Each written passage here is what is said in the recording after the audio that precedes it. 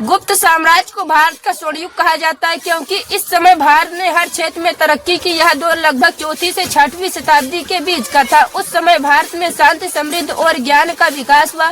गुप्त साम्राज्य की नींव चंद्रगुप्त प्रथम ने रखी। उन्होंने छोटे छोटे राज्यों को जोड़कर एक मजबूत शासन बनाया और देश को स्थिरता दी। चंद्रगुप्त प्रथम के बाद उनके पुत्र समुद्रगुप्त राजा बने। समुद्रगुप्त एक महान योद्धा थे। वे सिर्फ युद्ध करने वाले राजा नहीं बल्कि कला विद्या प्रेमी भी थे।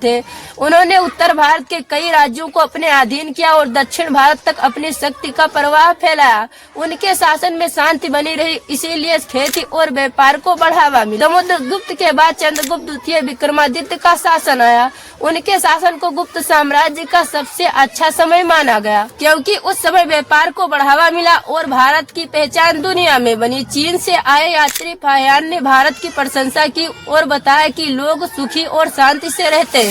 गुप्त साम्राज्य को भारत का स्वर्ण युग इसलिए कहा जाता है क्योंकि इस समय शिक्षा और विज्ञान ने प्रगति की।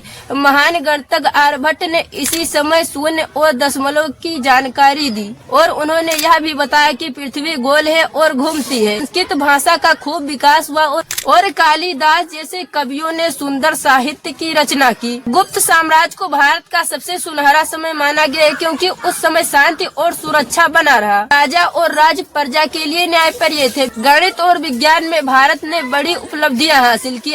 आर्यभट्ट और कई विद्वानों ने नए विचार दिए। कला, मूर्तिकला और स्थापत्य अपने चरम पर थे। संस्कृत और साहित्य का विकास हुआ। व्यापार और आर्थिक स्थिति मजबूत हुई।